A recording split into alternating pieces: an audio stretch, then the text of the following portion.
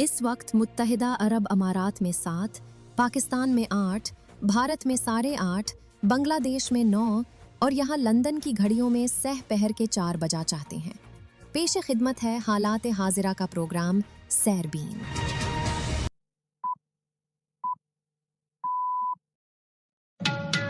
जुमेरात 9 जुलाई के सैरबीन से जावेद चौधरी का सलाम।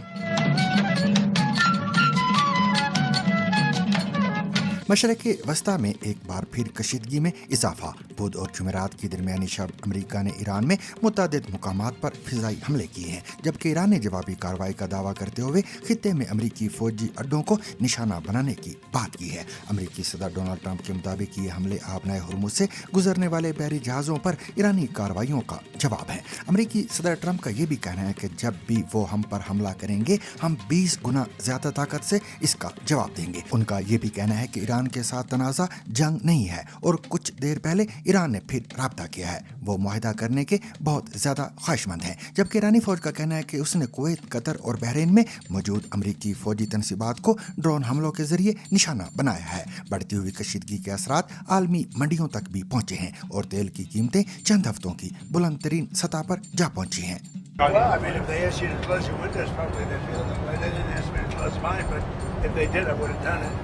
These are sick people, so I could see something like that.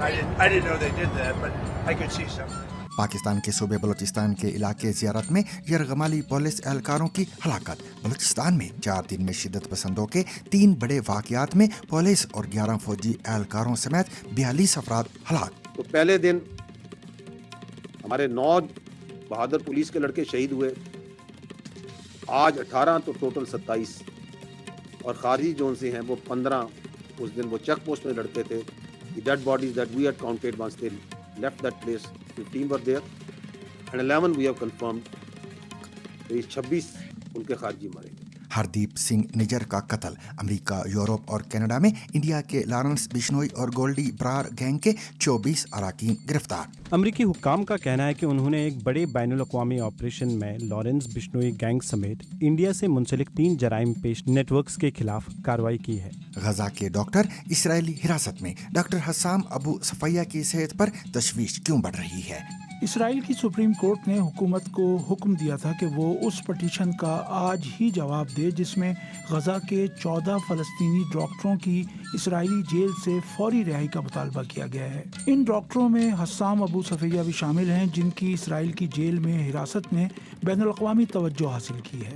गजा में फ़लस्तीनी बच्चों की हलाकतें। अक़वाम मुत्तहिदा के तहकीकाती कमीशन की रिपोर्ट में क्या कहा गया, जानेंगे आज के सैरबीन में। कोई रिमोट लोकेशन में इसराइली सोल्जर देख सकता है अपने स्क्रीन में कि ये जो टारगेट है ये बच्चा का है या एक अडल्ट का है, और वो जब बटन प्रेस करता है वो स्पेसिफिकली टारगेट करता है उस बच्चे के सिर पर।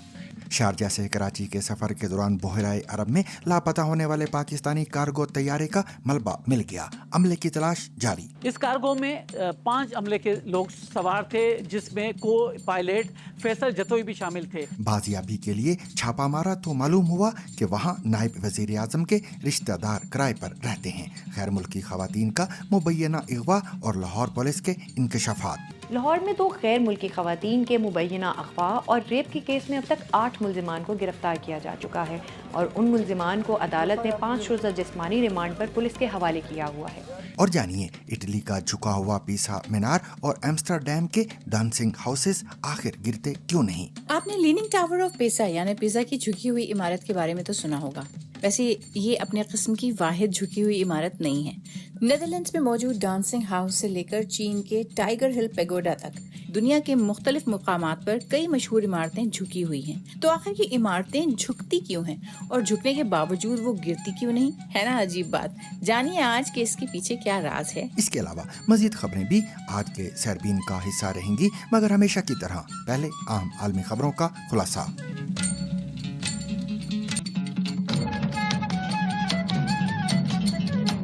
امریکی صدر ڈونلڈ ٹرمپ نے ایک بار پھر ایران کے خلاف سخت موقف اختیار کرتے ہوئے دعویٰ کیا ہے کہ تہران امریکہ کے ساتھ معاہدہ کرنے کا خواہشمند ہے، تاہم انہوں نے یہ شکوک بھی ظاہر کیے کہ آیا ایران کسی ممکنہ معاہدے پر عمل کرے گا یا نہیں۔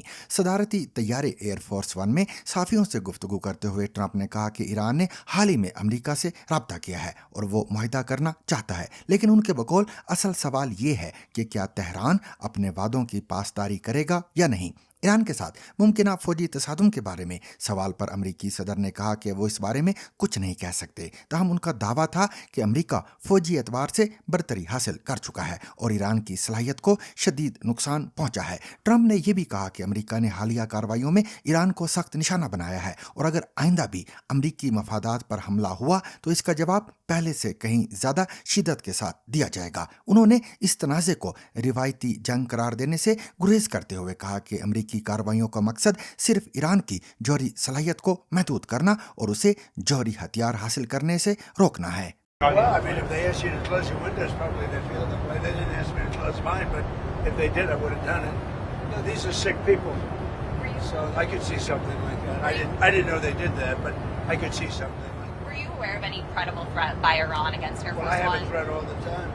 I'm number one on their list before you. But if I go, you go. Right? But was there a So specific perhaps someday you want to change professions. What do you have, Daniel? دوسری جانب امریکی central command نے تصدیق کی ہے کہ ایران کے خلاف مزید فوجی کارروائیاں جاری ہیں۔ امریکی حکام کے مطابق ان حملوں کا مقصد آبنائے ہرمز میں ایران کی ان صلاحیتوں کو کمزور کرنا ہے جس سے بین الاقوامی بحری آمد و رفت متاثر ہو سکتی ہے۔ ادھر ایرانی ذرائع ابلاغ نے جنوبی ساحلی علاقوں میں دھماکوں کی اطلاعات دی ہیں۔ ایرانی صوبہ خوزستان کے حکام کا کہنا ہے کہ آج صبح امریکی حملوں کے نتیجے میں ایواز شہر میں 3 افراد ہلاک ہو گئے ہیں۔ امریکی فوج کی مرکزی کمان یعنی سینٹ کام نے اعلان کیا کہ 8 جولائی کو ایران کے خلاف کارروائی میں تقریباً 90 فوجی اہداف کو نشانہ بنایا گیا۔ Social media website X پر جاری بیان میں سینٹ کام نے کہا کہ ایران میں فضائی دفاع کے نظام، ساحلی نگرانی کے وسائل، میزائلز اور ڈرونز کی ذخیرہ گاہوں، بحری صلاحیتوں اور ایران کے ساحلی علاقوں میں واقع فوجی لاجسٹکس کے بنیادی ڈھانچے پر حملے کیے گئے ہیں۔ سینٹ کام کے مطابق گزشتہ روز بھی پاسداران انقلاب کی 60 چھوٹی کشتیوں سمیت ایران میں 80 فوجی اہداف کو نشانہ بنایا گیا تھا۔ اس کارروائی کو سینٹ کام نے آبنائے ہرمز سے گزرنے والے تجارتی جہازوں پر ایران کے حالیہ حملوں کا جواب قرار دیا تھا، جبکہ ایران کی فوج کا کہنا ہے کہ اس نے کویت، قطر اور بحرین میں موجود امریکی فوجی تنصیبات کو ڈرون حملوں کے ذریعے نشانہ بنایا ہے۔ ایرانی فوج کے مطابق کویت میں امریکی پیٹریاٹ میزائل سسٹم، قطر میں satellite antenna early warning system اور بحرین میں امریکی ایندھن ذخیرہ کرنے کی تنصیبات کو مختلف اقسام کے بڑی تعداد میں ڈرونز کے ذریعے ہدف بنایا گیا ہے۔ ایرانی فوج کا یہ بھی کہنا ہے کہ یہ حملے کچھ ہی دیر پہلے کیے گئے ہیں اور یہ خطے میں موجود امریکی اڈوں پر ایران کے جاری حملوں کا تسلسل ہے۔ یہ بیان ایران کے متعدد ذرائع ابلاغ بشمول سرکاری نشریاتی ادارے کی جانب سے شائع کیا گیا ہے۔ اس سے قبل کئی خلیجی ممالک جن میں بحرین، کویت اور قطر شامل ہیں کہ حملوں کی اطلاعات دے چکے ہیں یا سیکیورٹی الرٹس جاری کر چکے ہیں۔ جون میں ہونے والے عبوری معاہدے کے بعد یہ حالیہ کشیدگی دونوں ممالک کے درمیان جنگ بندی کی سب سے بڑی خلاف ورزی تصور کی جا رہی ہے۔ اگرچہ واشنگٹن نے مذاکرات کا دروازہ مکمل طور پر بند نہیں کیا، لیکن تازہ فوجی کارروائیوں اور سخت بیانات کے بعد کسی جامع معاہدے کی امید پہلے کے مقابلے میں مزید کمزور دکھائی دے رہی ہے۔ ایران اور امریکہ کے درمیان بڑھتی ہوئی یہ کشیدگی نہ صرف خطے کی سلامتی بلکہ عالمی توانائی کی منڈیوں اور آبنائے ہرمز سے گزرنے والی بین الاقوامی تجارت کے لیے بھی ایک نئے امتحان کے طور پر دیکھی جا رہی ہے۔ کشیدگی کا یہ تازہ سلسلہ کس سمت جا رہا ہے، بتا رہی ہیں یروشلم سے کیرولین ڈیوس۔ میرا خیال ہے کہ اس وقت یہ واضح نہیں کہ معاملہ کتنا سنگین ہوگا۔ آیا اسے محض جوابی جھڑپ سمجھا جائے گا یا دونوں فریق اسے مزید بڑھانے کا فیصلہ کریں گے؟ ظاہر ہے کہ دونوں فریق ایک دوسرے پر جنگ بندی کی خلاف ورزی کا الزام عائد کر رہے ہیں۔ میرے خیال میں یہ بات بھی ذہن میں رکھنی چاہیے کہ اگرچہ قطر، سعودی عرب اور امریکہ کی جانب سے الزامات سامنے آئے ہیں اور یہ سب واضح طور پر آبنائے ہرمز میں تیل بردار جہازوں پر اس حملے کا ذمہ دار ایران کو ٹھہراتے ہیں، لیکن دلچسپ بات یہ ہے کہ ایران نے خود اس کی ذمہ داری قبول نہیں کی۔ میرے خیال میں اس سے صاف ظاہر ہوتا ہے کہ دونوں فریق اس معاملے پر اپنے موقف پر ڈٹے ہوئے ہیں۔ पाकिस्तानी फौज के शोबा ताल्लुकात आमा यानी ISPR का कहना है कि गुज़िश्ता 4 रोज़ के दौरान पाकिस्तान के सूबे बलूचिस्तान में पेश आए शिद्दत पसंदी के 3 बड़े वाक़यात में 27 पुलिस और 11 फौजी एहलकारों समेत 42 अफराद हलाक हुए हैं, जबकि इसी दौरान की गई जवाबी कार्रवाइयों में 54 शिद्दत पसंद भी मारे गए हैं। ISPR के सरबराह लेफ्टिनेंट जनरल अहमद शरीफ चौधरी ने बुध को एक प्रेस कॉन्फ्रेंस के दौरान बताया कि इन वाक़यात में 27 पुलिस एहलकारों, 11 फौजी एहलकारों और 4 सिविलियन को हलाक किया गया है। इन घटिया मंश के लोगों ने वो जो 18 जवान थे बलूचिस्तान के बहादुर सपूत, उनको शहीद कर दिए। And they did that today. And we have lost 18 of our police young boys to these खारजीज। वो एंगेजमेंट इस वक्त भी चल रही है। कंफर्म जो अभी तक हमारे पास डेड खारजी जो इस एंगेजमेंट में अभी तक मारे गए हैं वो 11 हैं, but the actual number is much more. सो अगर मंगी डैम वाला ये जो वाकया है, मंगी का ये जो ज़ियारत मंगी check post, police check post में, तो पहले दिन हमारे 9 बहादुर पुलिस के लड़के शहीद हुए, आज 18 तो टोटल 27, और खारजी जोन से हैं वो 15। उस दिन वो चेक पोस्ट में लड़के थे। The dead bodies that we had counted once they left that place, 15 were there and 11 we have confirmed. तो ये 26 उनके खारजी मारे गए। तीसरा वाकया जो आज पेश आया है वो एक ऑपरेशन के ऊपर convoy, army convoy was in the area of बेला बंदर। एंगेजमेंट हुई है उस कॉन्वॉय की DLA वालों के साथ। The convoy was attacked। उसमें एंगेजमेंट में 11 फौज के जवान, 1 JCO और 10 जवान शहीद हुए हैं, और 14 जो से हैं BLA के फितना हिंदुस्तान के दहशतगर्द मारे गए। पाकिस्तानी फौज के तर्जुमान ने शिद्दत पसंदी के जिन 3 बड़े वाक़यात का जिक्र किया, उनमें ज़ियारत में एक पुलिस चेक पोस्ट पर हमला भी शामिल है, जिसमें उनके बकौल मजमूई तौर पर 27 पुलिस एहलकार हलाक हुए हैं। उनकी जानिब से इन हमलों का जिम्मेदार इंडिया और उसके हिमायत याफ्ता शिद्दत पसंद गिरोहों को करार दिया गया है। इंडिया ने ताहाल इस इल्ज़ाम पर रद्द-ए-अमल नहीं दिया, ताहम माजी में उसकी जानिब से ऐसे दावों को मुस्तरद किया जाता रहा है।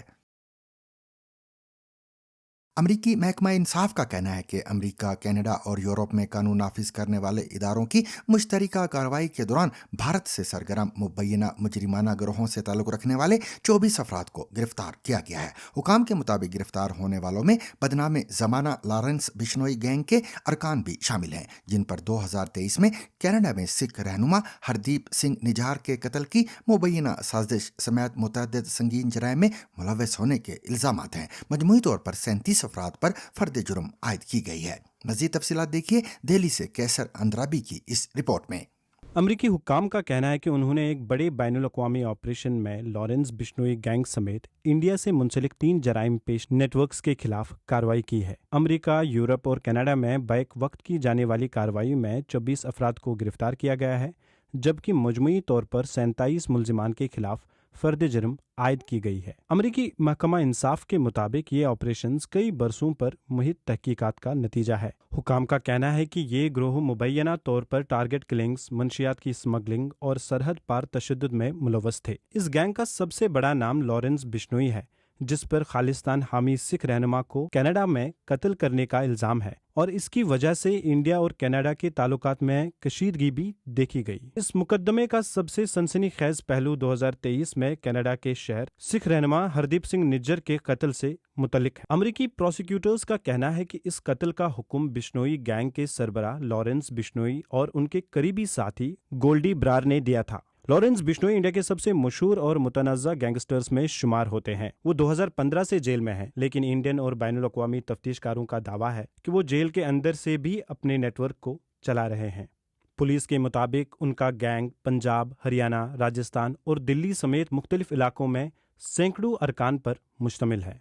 लॉरेंस बिश्नोई का नाम 2022 में मारूफ पंजाब गुलकार सिद्धू मूसेवाला के कत्ल के बाद आलमी सतह पर सामने आया। इससे कबल वो बॉलीवुड अदाकार सलमान खान को धमकियां देने के बायस भी खबरों में रह चुके हैं।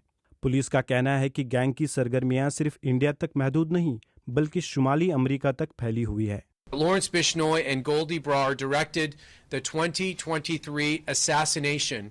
فرد جرم میں شامل الزامات کے مطابق لارنس بشنوئی اور گولڈی برار نے 2023 میں کینیڈا میں ایک ممتاز سکھ رہنما کے قتل کی ہدایت دی، جن کی شناخت فرد جرم میں ان کے نام کے ابتدائی حروف HSN سے کی گئی ہے۔ اس گروہ نے اس قتل اور تشدد کی دیگر نمایاں کارروائیوں کو سکھ اور دیگر انڈین برادریوں کو خوفزدہ کرنے کے لیے استعمال کیا اور اسی تشدد کے ذریعے اپنی وسیع بھتہ خوری کی اسکیموں کو مضبوط بنایا۔ غزہ میں جاری جنگ کے دوران طبی عملے کی صورتحال ایک بار پھر توجہ کا مرکز بن گئی ہے۔ فلسطینی حکام کے مطابق غزہ کے 14 ڈاکٹر اسرائیلی حراست میں ہیں، جن میں ڈاکٹر حسام ابو صفیہ بھی شامل ہیں۔ ان کے وکیل کا دعویٰ ہے کہ دوران حراست انہیں تشدد کا نشانہ بنایا گیا اور وہ شدید زخمی ہیں، جبکہ اسرائیلی حکام ان الزامات کے بارے میں مختلف موقف رکھتے ہیں۔ ڈاکٹر حسام کی حالت سے متعلق خدشات کیوں بڑھ رہے ہیں اور اس معاملے کی تفصیلات کیا ہیں، دیکھیے حسین عسکری کی یہ رپورٹ۔ اسرائیل کی سپریم کورٹ نے حکومت کو حکم دیا تھا کہ وہ اس پٹیشن کا آج ہی جواب دے جس میں غزہ کے 14 فلسطینی ڈاکٹروں کی اسرائیلی جیل سے فوری رہائی کا مطالبہ کیا گیا ہے۔ ان ڈاکٹروں میں حسام ابو صفیہ بھی شامل ہیں، جن کی اسرائیل کی جیل میں حراست نے بین الاقوامی توجہ حاصل کی ہے۔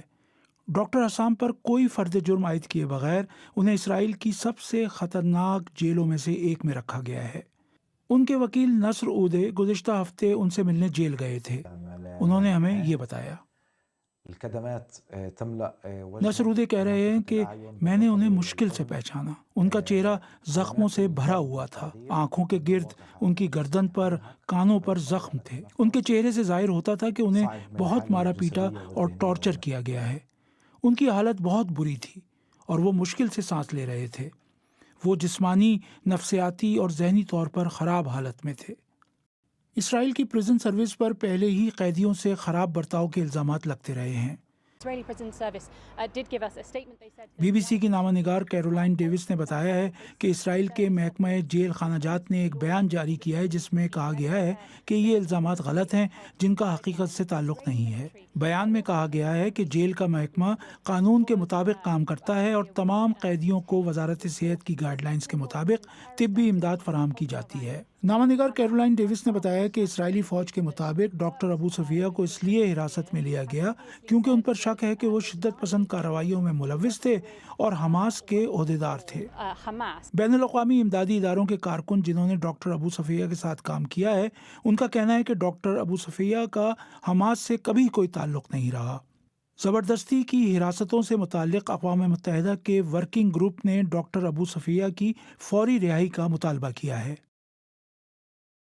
اقوام متحدہ کے قائم کردہ ایک آزاد تحقیقاتی کمیشن نے اپنی تازہ رپورٹ میں غزہ میں فلسطینی بچوں کی ہلاکت اور ان سے متعلق اسرائیلی فوجی کارروائیوں پر سنگین الزامات عائد کیے ہیں۔ کمیشن کا کہنا ہے کہ اس کی تحقیقات کے مطابق بعض اقدامات نسل کشی، انسانیت کے خلاف جرائم اور جنگی جرائم کے زمرے میں آ سکتے ہیں، جبکہ اسرائیل ان الزامات کی تردید کرتا ہے۔ اس رپورٹ میں کیا نتائج سامنے آئے ہیں اور کمیشن کے سربراہ جسٹس ایس مرلی دھر نے ان تحقیقات کے مختلف پہلوؤں کے بارے میں کیا کہا، سنیے جگل پروہت کی اس رپورٹ میں۔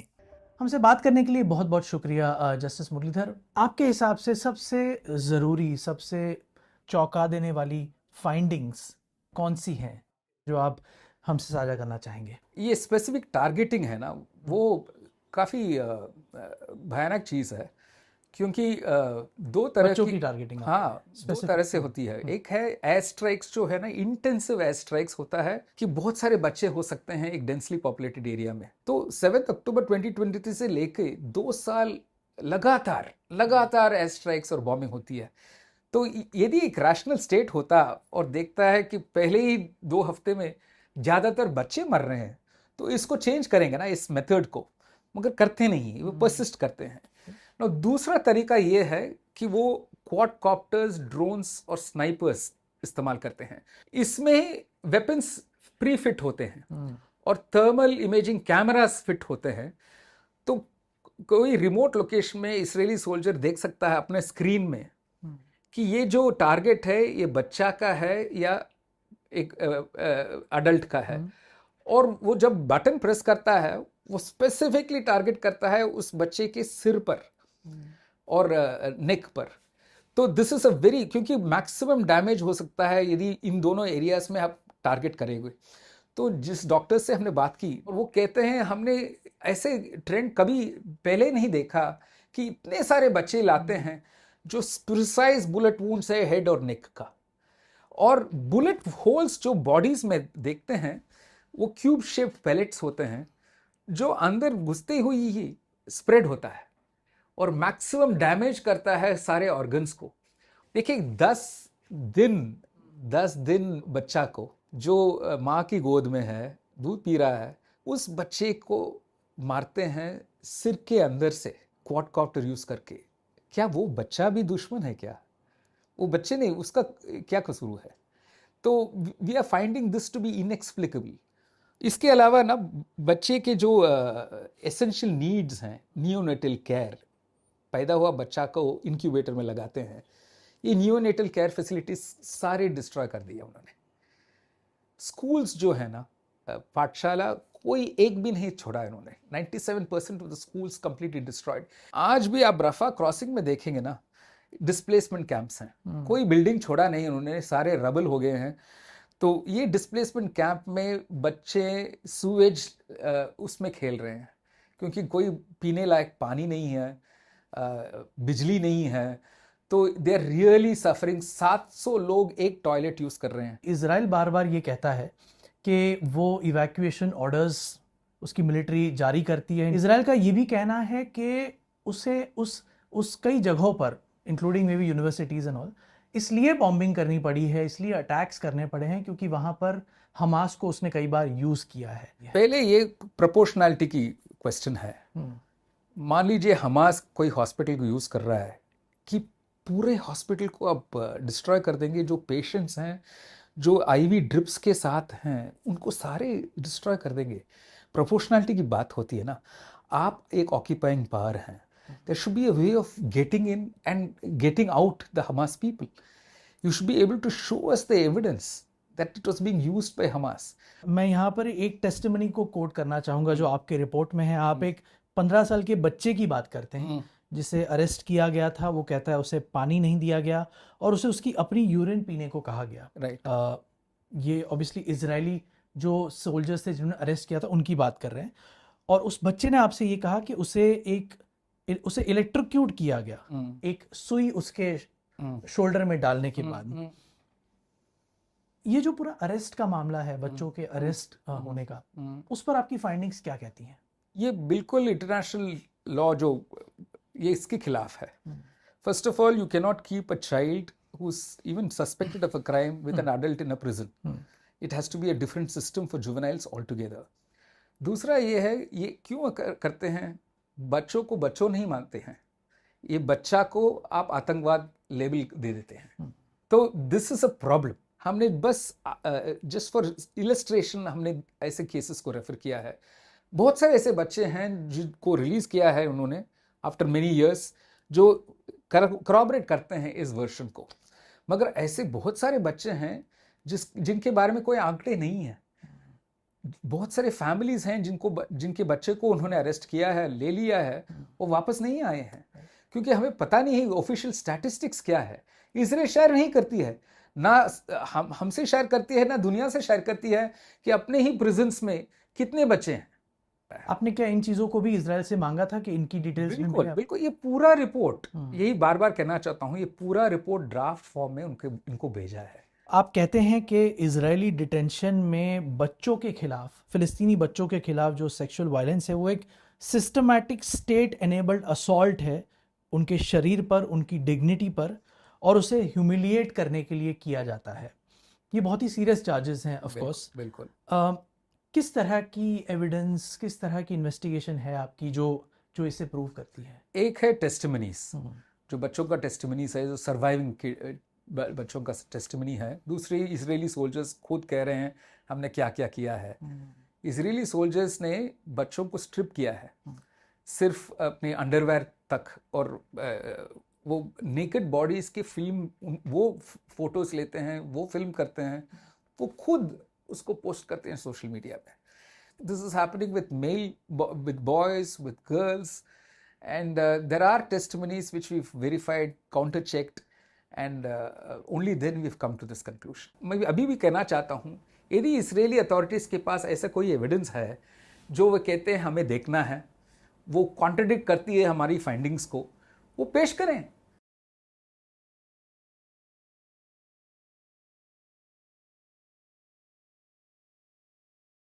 शारजा से कराची के सफर के दौरान पाकिस्तानी साहिली हदूद में लापता होने वाले पाकिस्तानी कार्गो तैयारे का मलबा मिल गया है, ताहम जहाज में सफार अफराद की तलाश का काम अभी जारी है. बहराए अरब में गुज़िश्ता रोज लापता होने वाले निजी कंपनी के कार्गो तैयारे का मलबा माड़ा के साहिल से 53 नॉटिकल मील जनूब से मिला है. पाकिस्तान बहरिया और पाकिस्तान मैरीटाइम सिक्योरिटी ने समंदर में 12 घंटे जारी रहने वाले ऑपरेशन में मलबा तलाश किया है. पाकिस्तान एयरपोर्ट्स अथॉरिटी यानी PAA का कहना है कि तैयारे के अमले की तलाश के लिए रेस्क्यू कार्रवाइयां ताहाल जारी हैं. PAA के मुताबिक पाकिस्तान बहरिया और PMSA के बहरी और फिजाई असासे सर्च ऑपरेशन में मसरूफ हैं.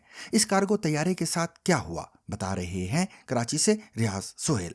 पाकिस्तान एयरपोर्ट्स अथॉरिटी के मुताबिक मंगल की शब मकामी वक्त के मुताबिक 9:18 पर तैयारे के अमले ने नेविगेशन सिस्टम में खराबी की इतला दी, जिस पर कराची एरिया कंट्रोल सेंटर ने फौरी तौर पर रहनुमाई फराहम की. ताहम सिर्फ 3 मिनट बाद यानी 9:21 पर रेडार पर तैयारा तेज़ी से नीचे आता दिखाई दिया.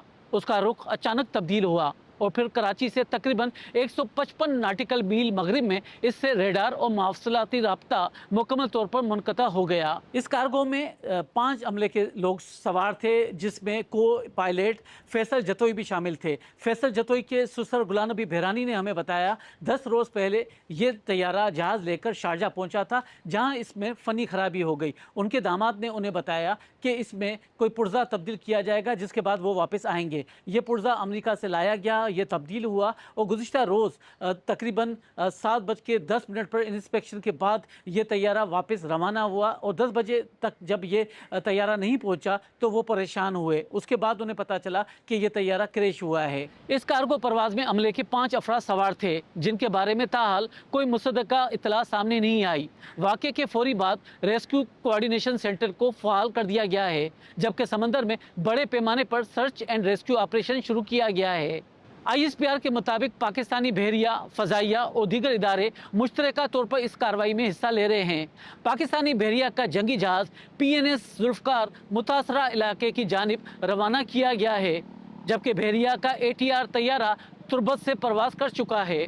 इसके अलावा पाकिस्तान नेशनल शिपिंग कॉरपोरेशन का तिजारती जहाज़ लाहौर भी तलाश की कार्रवाई में शामिल है. उधर flight tracking service flight radar 24 के मुताबिक ये तैयारा 28 जून के बाद किसी परवाज़ पर नहीं गया था. दस्तियाब डेटा से ये भी ज़ाहिर होता है कि राब्ता मुनक़ता होने से पहले तैयारा गैर मामूली अंदाज में बुलंदी तब्दील करता नज़र आया और तकरीबन 36,550 फुट की बुलंदी से अचानक नीचे आया. हवाबाजी के हिफाजती अमूर के माहिरीन का कहना है कि मौजूदा मालूमात की बुनियाद पर किसी हादसे की वजह के बारे में हतमी राय देना क़ब्ल-ए-वक्त होगा.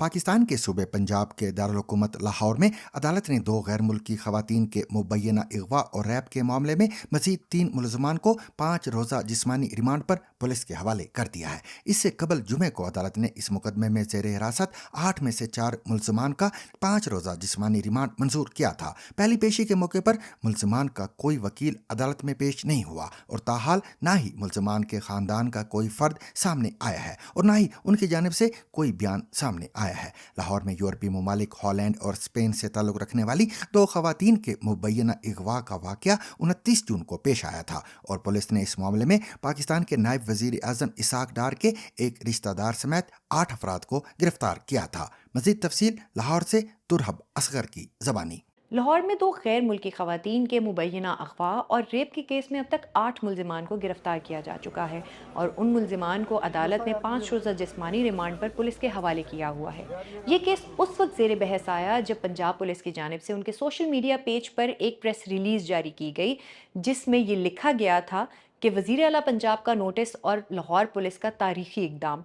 محض 2 گھنٹے میں انہوں نے 2 غیر ملکی خواتین کو بازیاب کروا کر 4 ملزمان کو گرفتار کیا ہے، جس کے فوری بعد لاہور پولیس سے یہ سوالات پوچھے جانے لگے کہ انہوں نے محض 2 گھنٹے کے اندر یہ کیس کس طرح حل کیا۔ اسی سوال کے جواب میں بی بی سی سے بات کرتے ہوئے D I G operations Faisal Kamran کا کہنا تھا کہ انہوں نے سیف سٹی کے کیمروں کا استعمال کیا، درجنوں ٹیموں نے مل کے اس پہ کام کیا اور ٹریسنگ کے بعد ان خواتین کو ڈی ایچ اے کے علاقے لاہور سے بازیاب کروا کر ملزمان کو گرفتار کیا گیا، جس میں رضا ڈار نامی شخص مرکزی ملزم ہے۔ پولیس کی جانب سے اس واقعے میں ملوث مرکزی ملزم رضا ڈار کے بارے میں بتایا گیا کہ ان کی پہلی ملاقات ان خواتین سے سنگاپور میں ہوئی اور انہوں نے ان کو کرپٹو کرنسی میں سرمایہ کاری کرنے کی پیشکش کی، جس کے بعد انہوں نے سرمایہ کاری کی اور وعدے کے مطابق منافع نہ ملنے پر انہوں نے دوبارہ خواتین سے رابطہ کیا اور ان کو یہ بتایا کہ اور مزید لوگ بھی ہیں جو کرپٹو کرنسی میں سرمایہ کاری کرنا چاہتے ہیں، جس کے لیے آپ کو پاکستان آنا ہوگا۔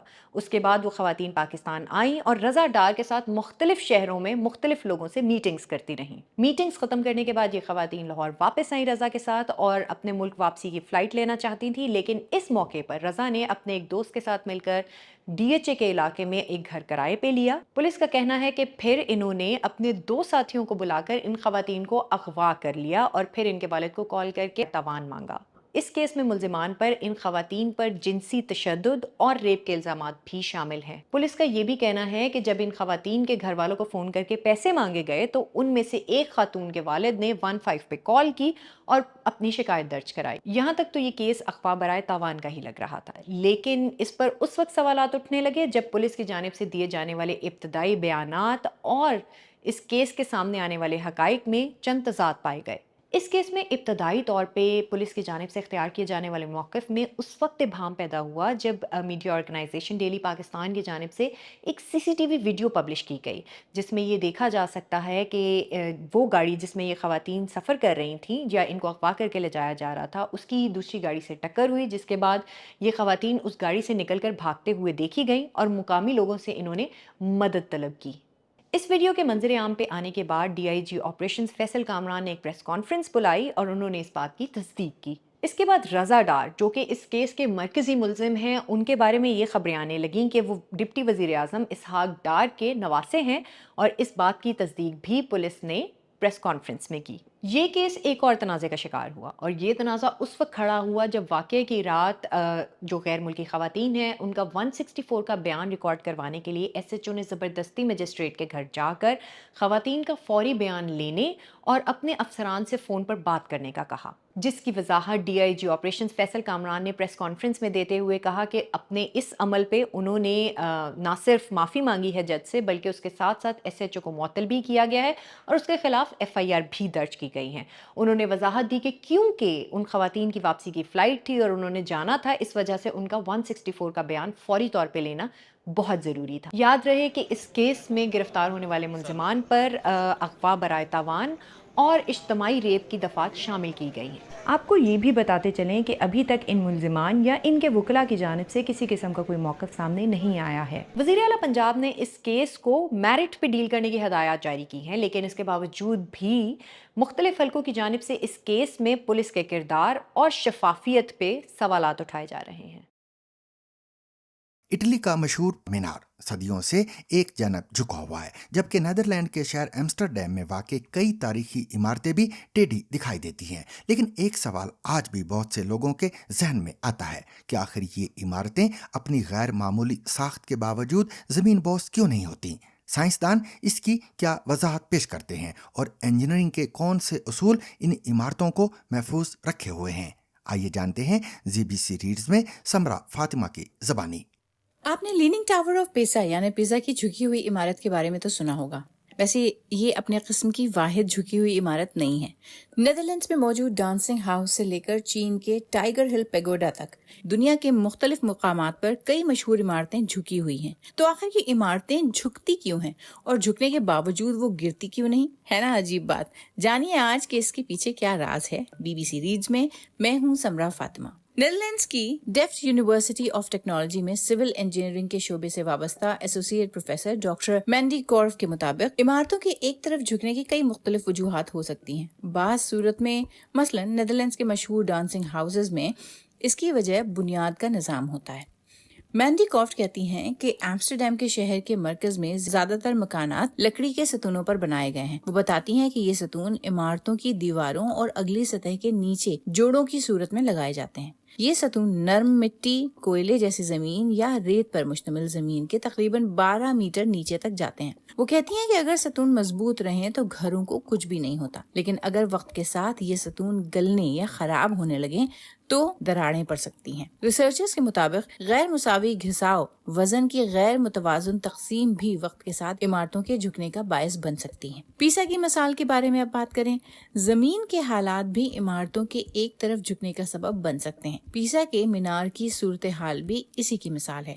یونیورسٹی آف پیسا کے سوائل میکینکس اور فاؤنڈیشن سسٹمز کے پروفیسر نونزیانتے اسکویگلیا اس ٹیم کے ارکان میں شامل ہیں جو مینار کے جھکاؤ کی نگرانی کرتے ہیں۔ نونزیانتے اسکویگلیا نے بی بی سی کے ریڈیو پروگرام وٹنس ہسٹری کو بتایا کہ یہ مینار تعمیر کے بالکل آغاز سے ہی جھکاؤ کا شکار ہو گیا تھا، کیونکہ زمین انتہائی نرم تھی۔ یہ تقریباً 3 سے 4 میٹر تک دھس گیا تھا۔ کچھ عمارتیں انسانی مداخلت کے سبب تبدیل ہونے والی زمینی حالات کی وجہ سے بھی جھکتی ہیں۔